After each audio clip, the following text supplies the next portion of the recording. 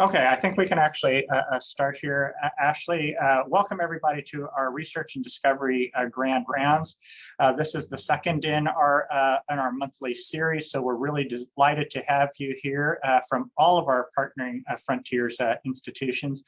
Today's session is going to focus on our Biostatistics, Epidemiology, and Research Design core, and some of the services that we have to offer you to help you advance your clinical and translational research.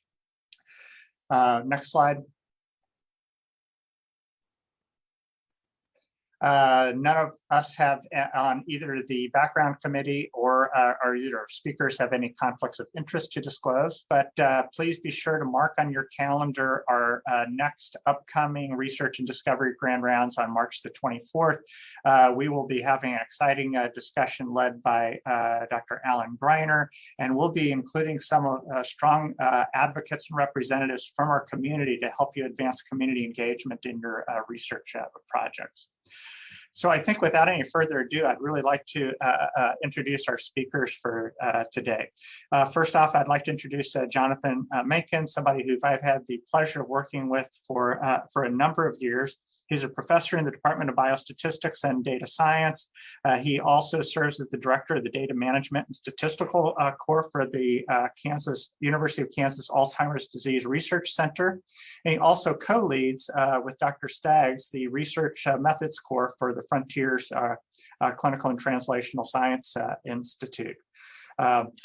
He's got over 100 publications to his name and is widely respected and known both for his collaborative work on research and for his ability to make statistics approachable to the less informed of us like myself, so as a great educator.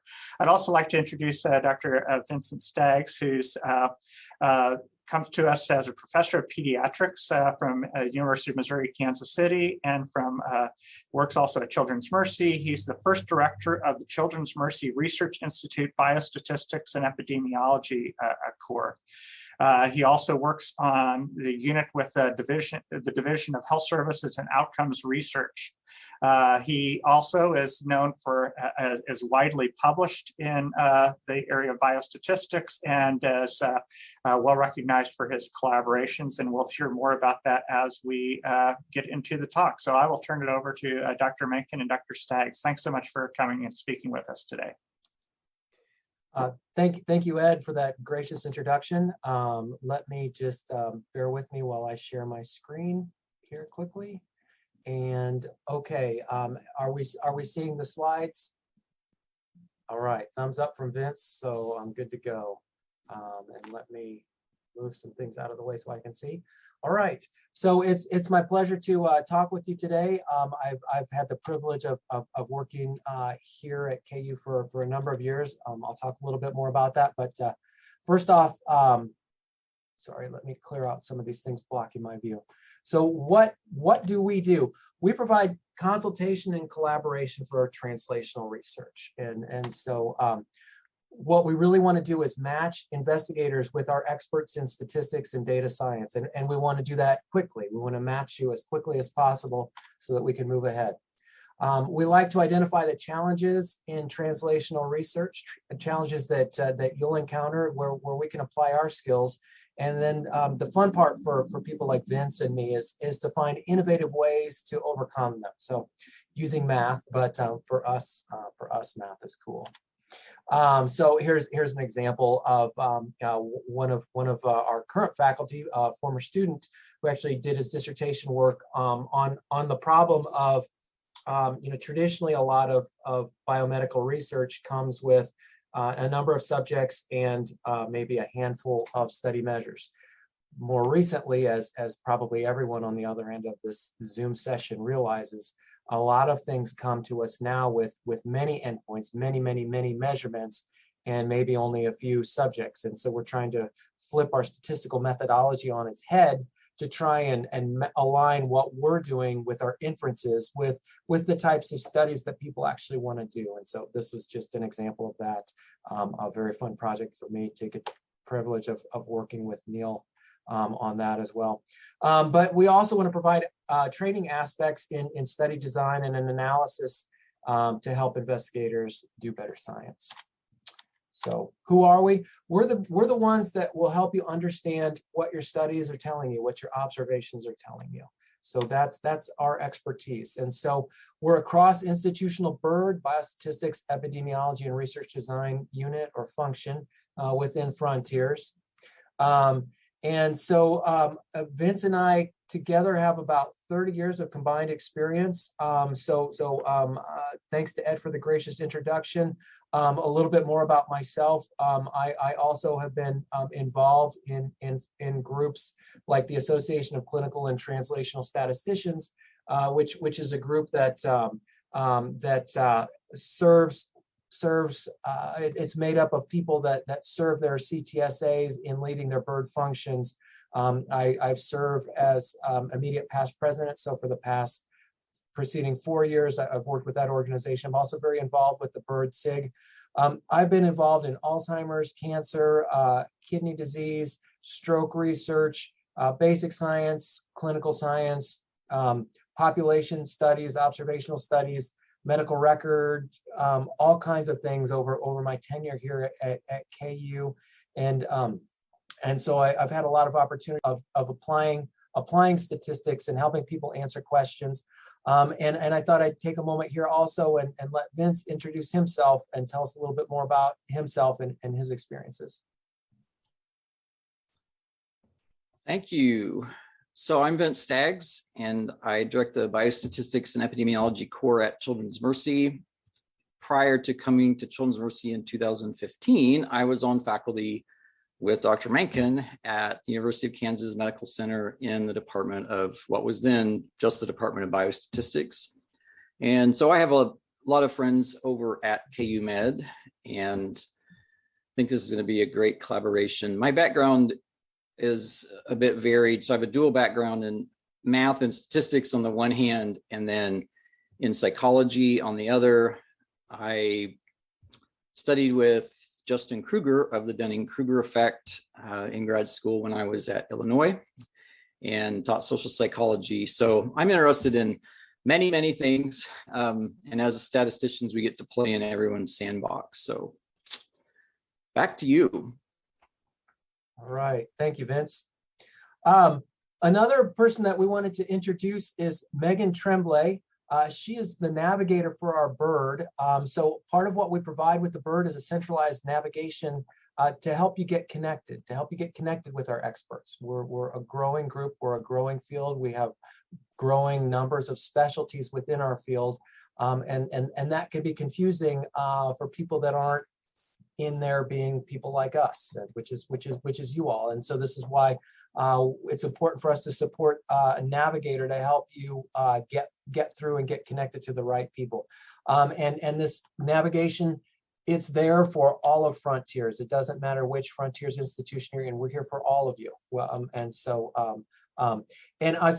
Also, I forgot to mention, I've got some people that are going to be monitoring for questions, but my hope is that Vince and I will only be talking for about 25 minutes or so, and that the rest will be us responding to questions that you all might have for us. So anyway, please be engaged. Let us know what your questions are. Hopefully we'll preemptively answer some of them, but I know we're going to leave questions on how can you help me? What are things that are available to me? But just in all of this that I'm talking about here, these are our resources, services, and connections that we have for all of the Frontiers institutions. So in terms of our type of expertise, so we have methodologic expertise that's kind of the science for us, adaptive design, Bayesian analysis, working with biomarkers, clinical trials, data science, epidemiology, item response theory, omics, survival analysis, machine learning, lots of other things as well. So these are just some examples. But how that relates to you is we use these methods to apply them to different fields of translational research: Alzheimer's, cardiology, cancer, energy balance, kidney disease, radiology, urology, pediatrics, all over the place. And again, these are just examples, just because your field might not be listed on this particular slide. we're here to help everyone. As Vince said, statisticians get to play in everybody's playground. So we're here to help you understand what your measurements are telling you about your field.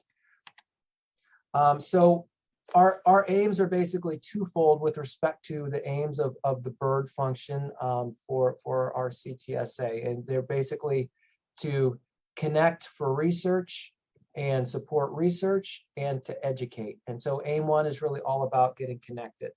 We want to connect the translational researchers with the experts in the bird fields to help you conduct better studies and kind of have this idea of connecting, consulting, collaborating, innovating, and disseminating, these things kind of leading one into another.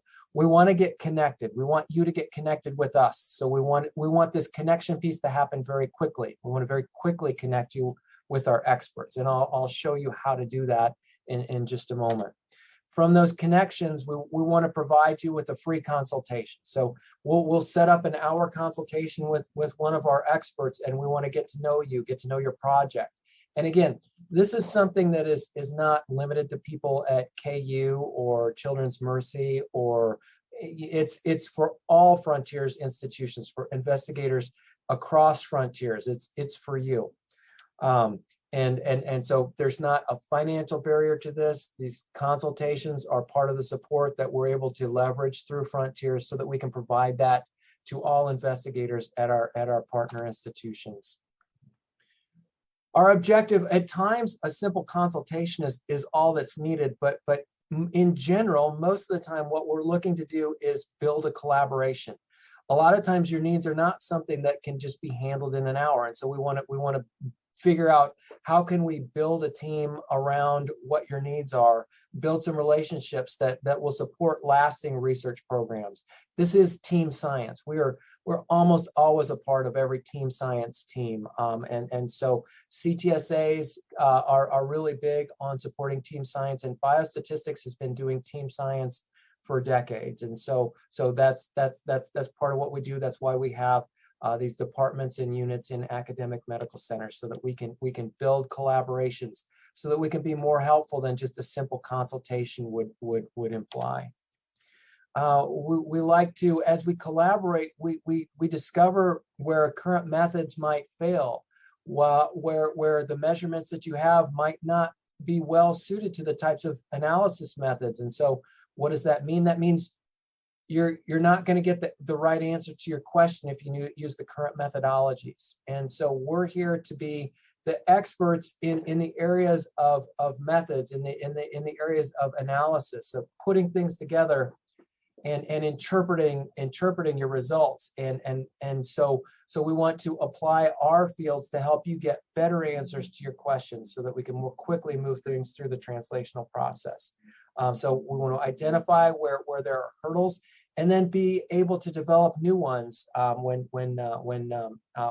needed. And that's the fun part of our mathy science that we want to apply to you.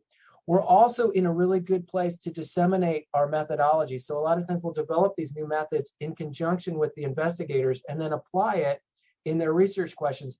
But because we are sitting here playing in everyone's playground or everyone's sandboxes as statisticians, it makes it very easy for us to take a method we developed for cancer and transplant it over into Alzheimer's research or stroke research or nursing research or what have you. So we're very well placed because we're so centrally involved with so many different groups that we're able to disseminate our new methodologies much more quickly. And that I think that helps the different fields leverage one another through working with groups like ours. All right, so how do we connect quickly with our experts? You basically just have to raise your hand, and you do that from your computer. It used to be easy. It used to be biostatistics.kumc.edu, but we've since redone our website, and so it's a much longer URL. But if you just go to kumc.edu and search biostatistics, you'll find our department. Just click the hyperlink for our department. And once you're on our department website, you click the Register a Project website, and you're there. Okay, and so let me just take you quickly to what that actual form actually looks like. It's a very brief form. It's like, who are you? What's your project? Is this a grant? Do you have some deadlines? And then any of these affiliations you can check. This just helps us more quickly navigate which expert should we connect you with for your study. Maybe you've worked with someone before, and then click submit. And from there you're connected. It really shouldn't take more than 2 or 3 minutes. And once you do that, our navigator will follow up with you. So your work is done. This is how you virtually raise your hand and say, I'm out here, I have a need. And maybe you don't know if you have a need, but you just want to talk about that. So we're here for you. So again, once you submit that, our investigator will reach out to you to set up a meeting with us. And so we'll want to meet with you. Perhaps other members of your team as well, but we'll get that coordinated. What should you bring to this initial consultation meeting? You should bring your objectives, your aims, any draft of a research plan, if you have these, and maybe these live only in your head at this point. It's never too early to reach out and consult with us about a research idea that you have in mind. And again, it's an easy bar to get there. Just go to that form, fill it out. It's available online, and we'll follow up and reach out with you from there. So it's there, these initial consults, there's no cost to it. All members across all Frontiers institutions have access to these consultations. And again, it's okay if you don't have these aims as objectives, and quite frankly, a lot of times we wind up changing them. So hopefully you're not married to whatever proposal that you have by the time you're coming to us, because a lot of times through the course of our conversation, these things wind up changing. So we're a biostatistics, epidemiology, and research design function. So that RD, we're very much involved in shaping the study to answer your question. And we'll talk a little bit more about that. Hopefully that'll make sense a little bit more why as I kind of walk through this presentation. Matters with respect to your timeline. Do you have a grant deadline that you're working against? Do you have an abstract that's due a certain time? So those are pragmatic things that we'll want to know. We'll want to have those communicated. Another thing to think about when you come to meet with us, some ballpark guesstimate of the maximum number of subjects that you can afford. And afford can mean a lot of different things, but you know, a lot of times when we're having these studies, you know, are we talking about 10 people or are we talking about 1,000 people? The types of questions that you can answer are heavily weighted upon these types of things. So we need to know some of the nuts and bolts about what's going on. So these are things that it'd be good for you to think about in advance. And you don't have to have the complete answer, but just a guesstimate, get us in the ballpark. It's also very helpful when you have information about the types of measures that you're collected. What do they mean? How often are they collected? At what time intervals? Recognize that a lot of this translational science is based on new discoveries, new measurements that nobody really knows exactly what they mean. But we've got to kind of rein that in a little bit in the conversation in order to know how to set up a study that's going to leverage this new information. Again, a lot of times we do know what it means. We know what blood pressure means, things like that. But in the course of translational science, something would be wrong if people weren't coming to my door and saying, I've got this machine, it measures this new thing, and I'm not quite sure what it does yet. That's part of us all being innovative and working together. So sometimes that's part of the conversation as well. I want to hear about your project constraints. Maybe the ability to recruit is going to be a constraint. Timeline issues with respect to recruitment. So maybe you're seeking funding for a 2-year grant. Well, we can't propose something that's going to take 3 years for you to recruit and then have 2 years of follow-up. So these types of nuts and bolts issues are things that we'll need to talk about because they go into how the data are ultimately analyzed. You'll want to have a gestalt of the costs associated with your study. Are there scans? Brain imaging is an expensive technology. It's incredibly rich with information, but it takes a lot to keep those machines running and to have the personnel to run them. Are there labs that need to be run? Who's going to run those? What do those cost? Other members of your study team, like all of these things, want to be part of this conversation about what's going on, what's feasible. So your project constraints. And we'll talk more about costs associated with biostatistics, also in a moment here in this slide. Feasibility. So because we work with so many different investigators, we have the ability to kind of throw out ideas that have been challenges and hurdles and pitfalls for other investigators that might be on the horizon for you in your field. And so we want to bring that to the conversation. At this point, let me pause. Ashley, Ed, Vince, are there any chat issues that I need to pause and address? I see some coming in, but I'm not seeing that. I'm not able to look at the chat box. I think a lot of them actually you'll probably address and maybe better framed after you talk about the costing structure. Okay. I did want to on access and registration for a project though, and some of this about issues that there's an issue in the chat about who's eligible for this free initial consultation. So first off, let me break them down. First off, if I already know I want to work with Dr. Staggs or Dr. Gajewski, do I still need to go through the registration function? Should I contact them first or should I register first? Yes, you need to register, whether you contact them first or register first. But if you register first, there's a comment box. If you can add commentary, hey, I worked with this person and they were great. All that stuff is helpful for us. It's fine to reach out, but we still, if you reach out, the meeting will be set up. Our system is set up because we don't want people to fall through the cracks. The system is set up where our navigator is the one that gets the timing going, that gets the meeting on the books with people. So if you want the meeting to happen faster, reach out to the navigator or do the project registration first. But either one is fine. But ultimately, we need it in the project. The registration is basically you saying, would someone schedule this meeting with me, please? Because that helps us make sure that we don't. It's kind of like when you go to the doctor's office, you don't call the physician directly and say, hey, Dr. Castro, when can you talk with me about my cough? We schedule an appointment, and that's how we get in to see him. And because of the volume, that's what keeps us able to support everyone and not have people fall through the cracks. So great question. Does that answer that question? Frankly, I just, having been through the system, I initially was reluctant, scared to get into it. I thought I was going to have to put a whole lot of stuff in. It frankly was easier than getting an appointment with Dr. Castro for my cough.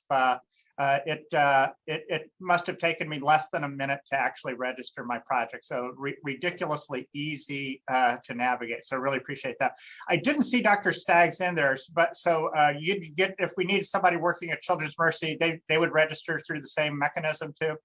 Correct. Yes. So that's one of the things that we're doing now with Frontier, since we've got the multi-institution is Vince and I are setting up like bi-weekly meetings, and we'll address the frequency, but these come in and we basically it's up to Vince and me to filter them to the right people across institutions. And let me also say, one of the things that we have is we're the experts of this field, and so if there is a methodology that's needed that we don't have, we're well placed to reach out and make that connection too. Now, we're a big group, we're a growing group, and so that rarely is an issue, but that's just like if I was if I went to see a doctor and they said, hey, we don't do that here, you need to see these people, they're the ones that do it, that happens sometimes, and our field is no different. Okay. And then I think there's a couple of and then with respect to the form, that list of centers and affiliations is certainly long, and it grows. So these things change as we grow. So the forms will get updated, as they kind of always have evolved. But really just try and keep it simple. Who are you? What's your email address? what's your project title? I mean, other information. Do you have a grant deadline? That just helps us align you with the right person more quickly. Yeah, and I think we can even put in our abstract or specific aims in there to expedite that process. Makes it really easy, but not required. Not required, correct. So I think the other question really had to do with student access. And is this service available with the free consultation to all students within Frontiers programs? Do you want them to have a faculty lined up? What are there any prerequisites to student access? That's a great question. So my department actually has a student laboratory to provide support to graduate students. I need to take this one back and figure this one out, because that's something that's supported through our department to support graduate students on our campus.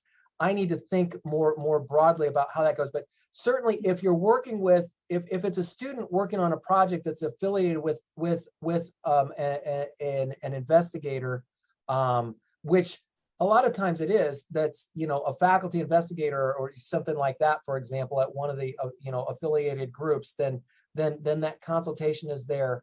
But that's a great question about like something akin to our student laboratory more broadly. That's something that I need to double check what we submitted, but I don't think that we put that. But so, and Ashley, if you could maybe make note of that and help remind me after this so that I don't spend the time writing it down. But that's a great question for us to chew on. So thank you for that, whoever asked it.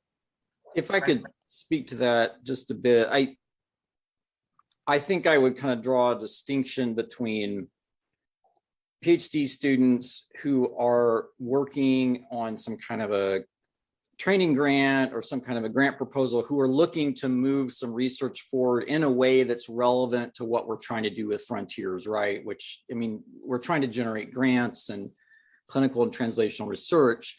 So on the one hand, there's that kind of request, which I think would definitely be in bounds.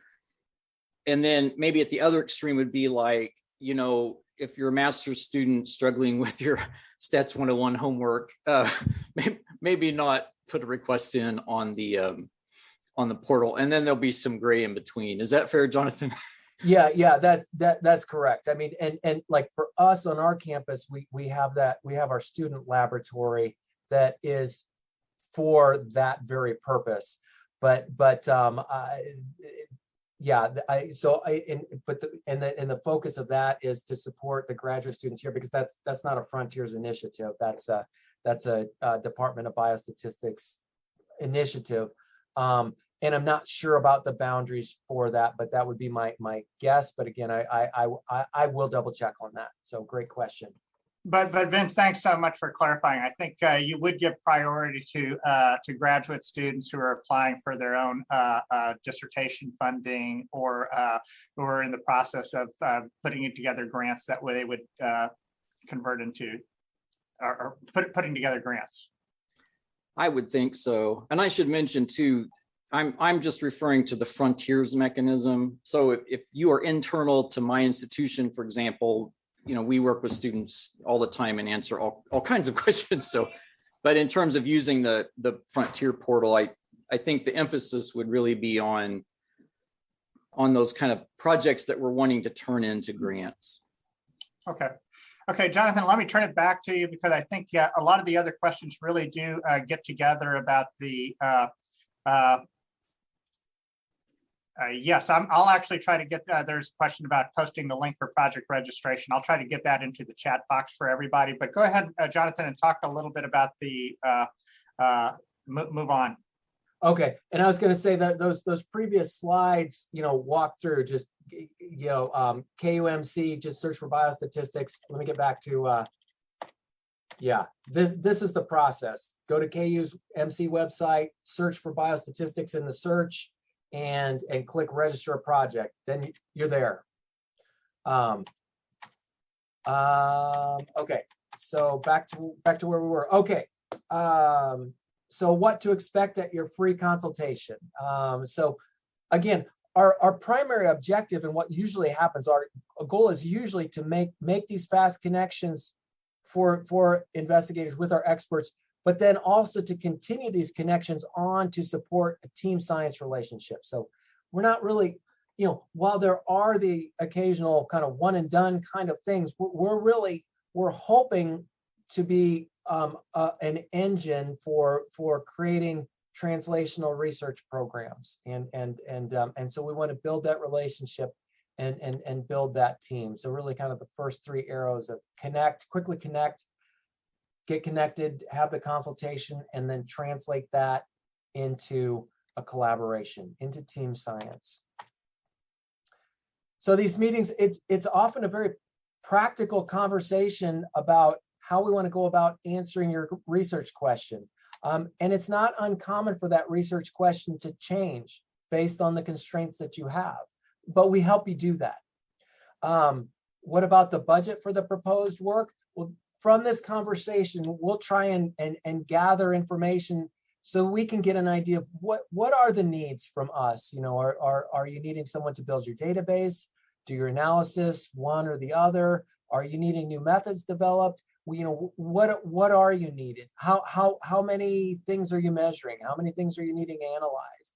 Is this omics data, and is there some data pipeline that needs to be developed? Are you gathering a lot of information from electronic health record, which requires a lot of data management to clean up the data in preparation? So it just, everything is a custom job, and we're very familiar with this. We've been doing it for decades, and but from that, we'll try and come up with what we think it would take to support that based on our experience in similar projects.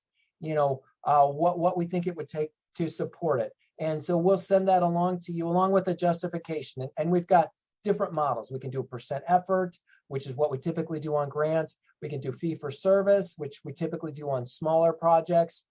Trainee mentoring, that's kind of a different animal. And I'm gonna address that specifically towards the end, but we've got a lot of different models, a lot of experience. And, like I said, everything is kind of a custom job, and we just want to figure out what makes sense for you. Just like your projects are all unique and different. So we want to shape things up to match with what your needs are. But we're not just going to leave you and say, well, here's what it costs. Good luck. Go find it. I wish you well. We are very, very fluent in helping people write grants to get connected with the resources to support their research.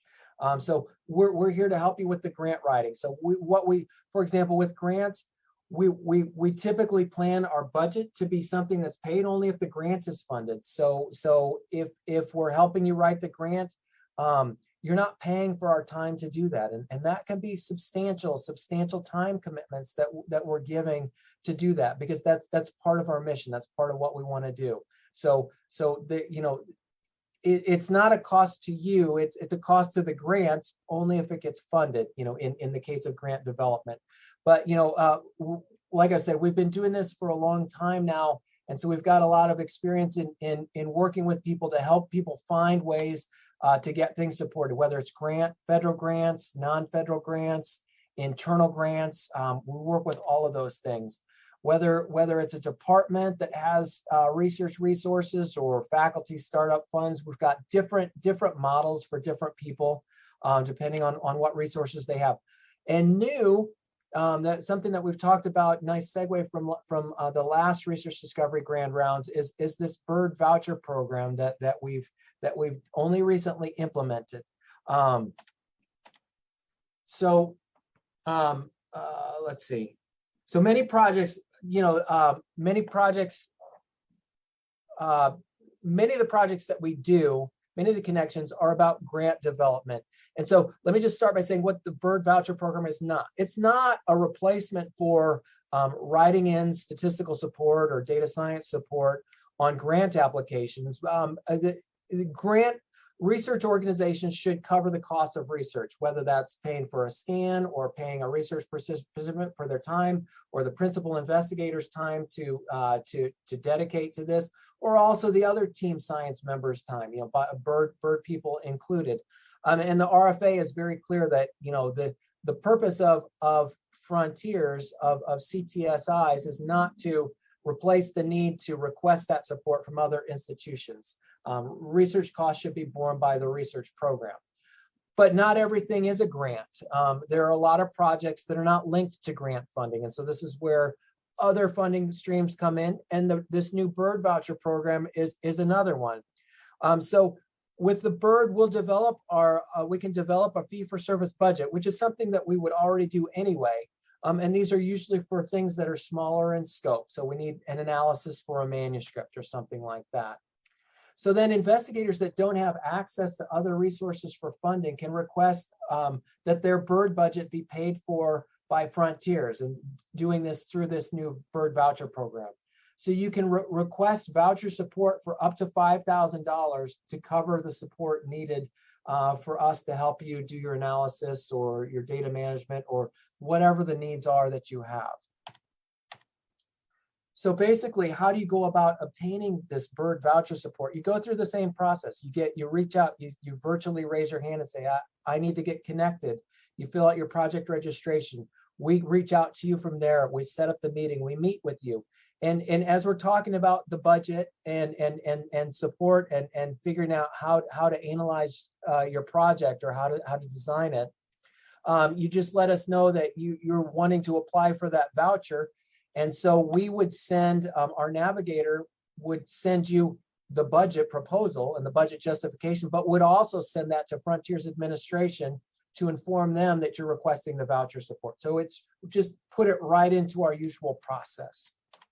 And then Frontiers administration will determine whether to support your bird budget with the voucher funds.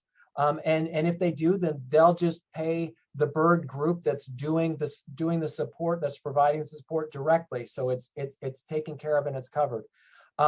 Of course, it's limited. It's not unlimited to support like everything else. It's got limits, but we built into the new Frontiers 3.0 anticipated funds to support somewhere between 8 and 20 projects. So there's quite a bit of opportunity there. And the decision is fast. I mean, we've only gone through this process once, but the decision was very fast. We sent the request to Frontiers administration and they approved it. And we knew right away, that it's going. So we're 1 for 1 with quickness, but I really believe with the process that we have set up, it's fast, it's easy. The only thing that you need to do is say, hey, I'd like this. I'd like to apply for a voucher for this. And we'll send that information for that request. And it's built right into our usual process. I wanted to talk a little bit about support for trainees as well. So a lot of times support on training grants, K awards, these are things that are very important to our institution. They're important for training the workforce so that we're building for the future and not just thinking about today. We recognize that these training grants are very limited in the type of support that they have for the research project. They typically don't allow for co-investigators to receive support, which makes it difficult then to support it because we need to find ways to support our efforts so that we can continue to do so. But again, we recognize the value of this training mission and not just recognize the value of training future statisticians but also all translational investigators. And so we put our time where our mouth is on that. We've had a strong history of building collaborations during these training grants. So a lot of times we'll go in as a statistical mentor. And so that helps us. Our faculty can get some academic credit, training credit, research credit, and so it's something that we have that can be a thing of value in the process of our own growth, promotion, and that type of thing. And we've had a lot of opportunities leveraging things. For example, in my department, a lot of faculty are able to obtain GRAs, fortunately, through our department. And we maybe can take the opportunity to match up training opportunities that our biostatistics graduate students need, along with some analysis needs by some of the trainees that maybe have a funded K award, on which I'm a biostatistical mentor. And the idea is we're able to then start building that collaboration. And really, it's a lost leader opportunity. We're actually hoping that investigator will become a successful R-funded investigator and will be a part of those teams and be fully supported in our endeavors on those efforts in the future. So it's a loss leader, but I'll tell you, we've had a lot of good successes in terms of people that have had training awards, that have worked with my department before Frontiers was a thing, and now with Frontiers. Jeff Burns, Hannah Stevos, Aditi Gupta, Matt Taylor, James Wetmore, lots of different people that have gone on to, are in the process or obtaining grant support, had a lot of success with writing papers and things like that. So the system has been working. So, like I said, just like with the projects, everything is kind of a custom job. So that's what we want to get at these. We want to make the quick connection and then start having the conversation with you in that initial consultation and saying, what are your needs? How can we support you? And this is a nice segue to some of our formal education programs that can guide the trainees, as well as available to people that aren't on training awards. But aim 2 is for us to provide education and training opportunities to catalyze team science and advance innovations through better understanding and better communication. And so we've of course got our training programs in biostatistics and applied statistics, but we also have things like the Master's of Science in Clinical Research. We have certificate programs in clinical research. We have a lot of lectures and panels. We support journal clubs for different groups. We have short courses, and new that was written into Frontiers 3.0. So coming this spring is an open forum on biostatistics, which is just going to be kind of an open mic opportunity for people to come in and ask questions of the various faculty. We'll rotate the faculty on the bird through these opportunities, and so people can ask different questions about what their pressing needs are.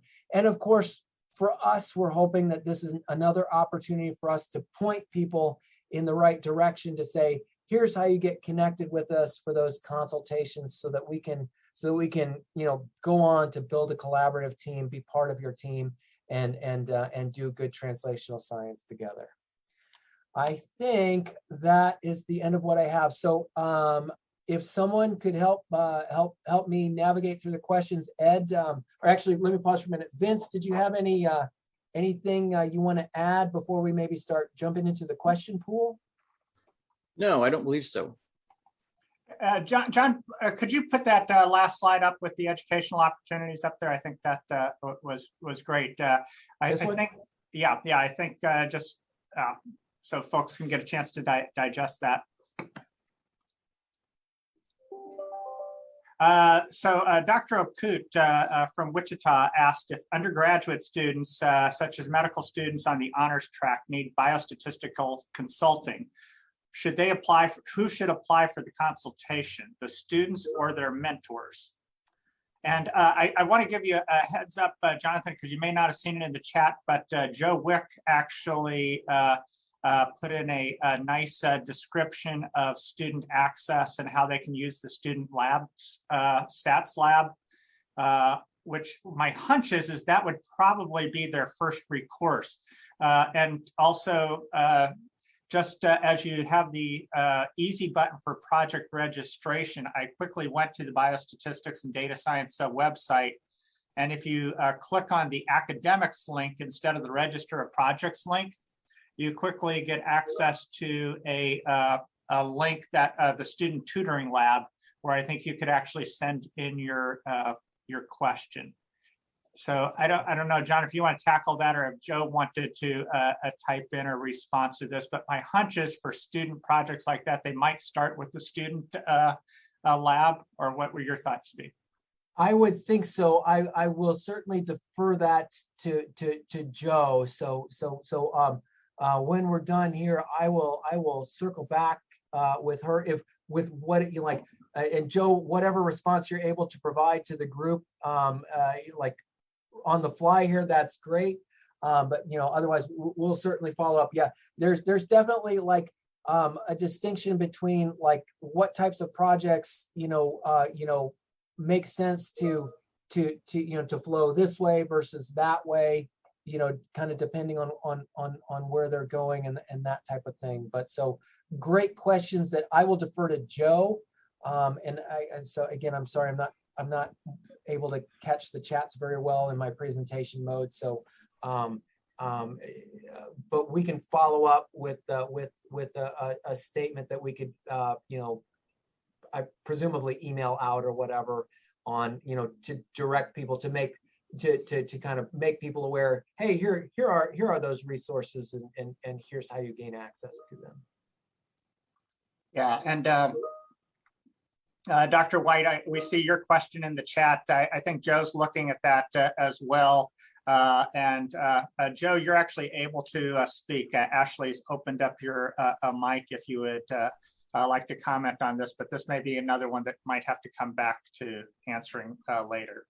Yeah, no, I think that medical students at partner institutions like KCU, we actually haven't had that question before. But I don't see why, if they are truly a student, then the student lab would be a great place to start. And if the needs for that project are more than our lab is designed to provide, then I'm usually the one that decides whether that gets escalated up. So if it's Frontiers related, that would be something that I could direct to Jonathan and Vincent.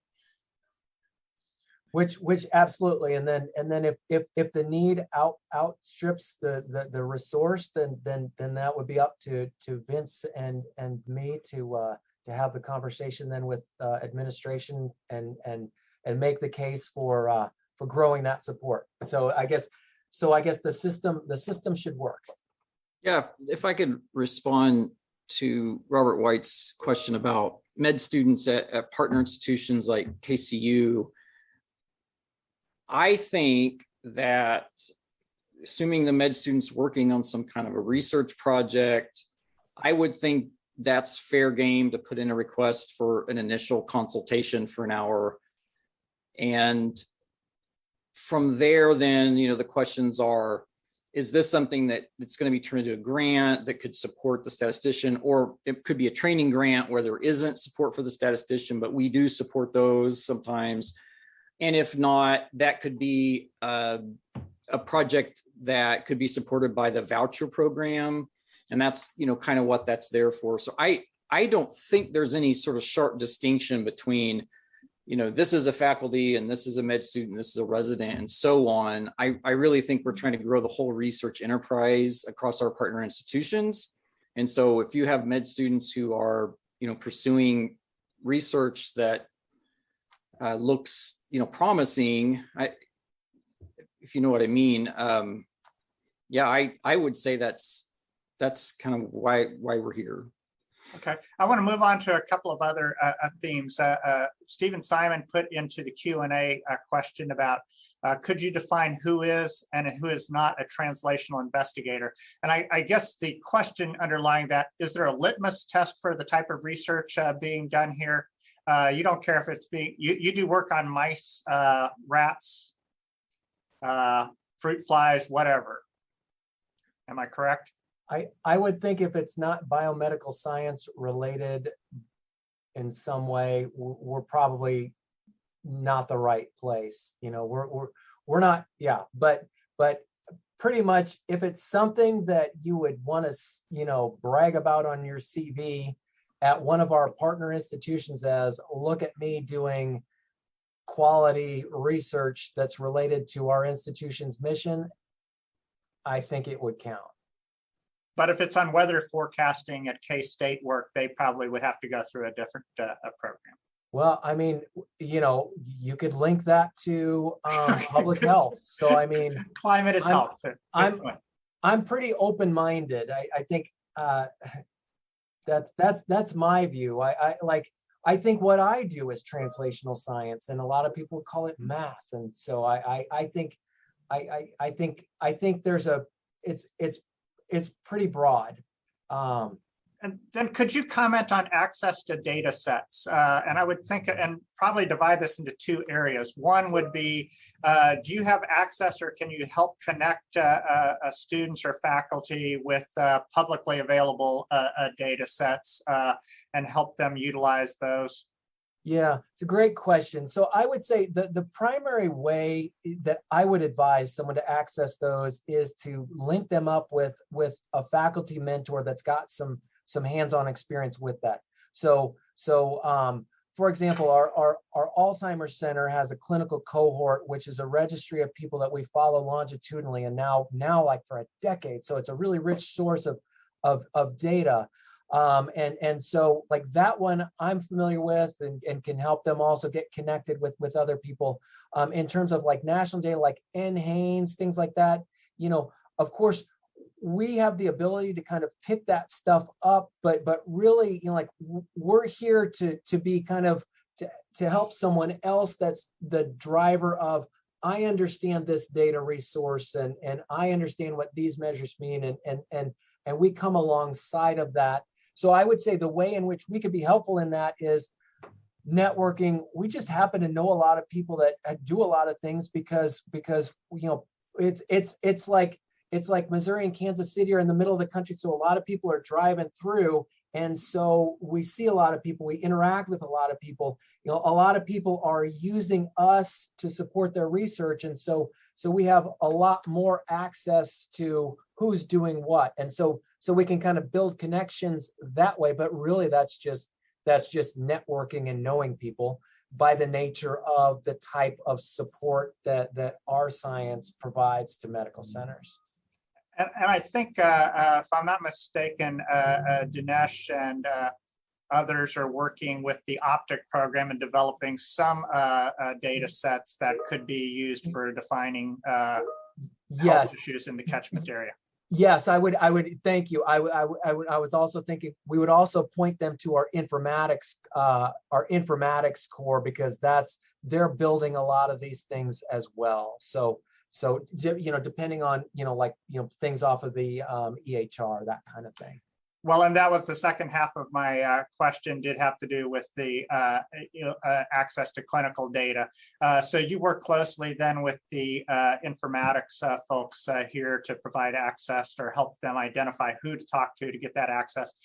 That would be a question, or do they need to talk with the informatics people first or with you first? They just need to talk with both and both as soon as possible. So let me just, I think I mentioned during my talk, it's never too early to talk with us about your idea. So just like start the conversation and think earlier is better than later. Just start the conversation, because we're usually going to need to bring in other people, especially if you're using that type of data, the EHR data. I think people think, oh, the data's there, it's easy, it's quick. It's not. It's there, but it's collected for different reasons. So reshaping it to be able to answer a research question takes a lot of team knowledge, and so you're going to need to engage both of us as soon as possible. So I would say both right away. And then Dr. Staggs is putting another ad for this open forum. Can you remind us again, when is that open forum going to be? How are you going to get information out about it?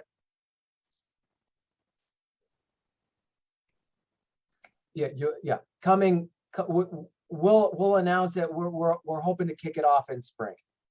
Okay, great. I want free pizza.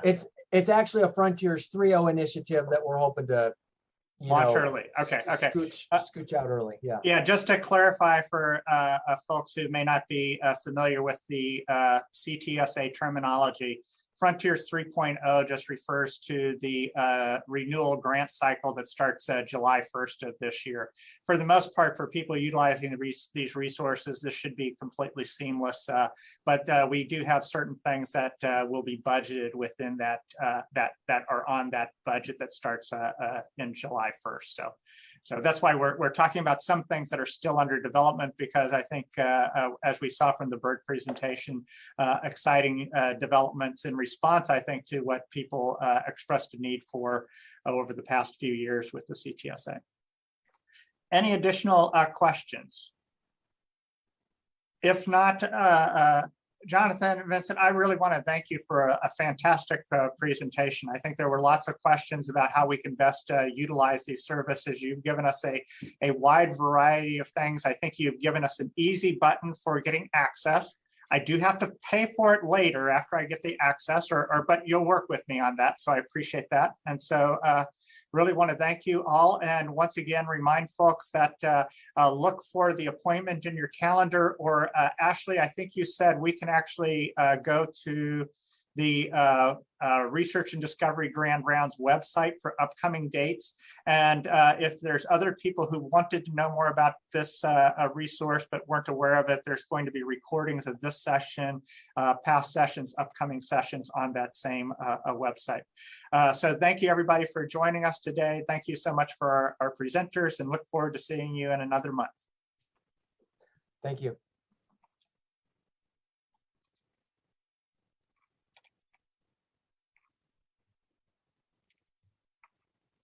Thanks so much, Ashley.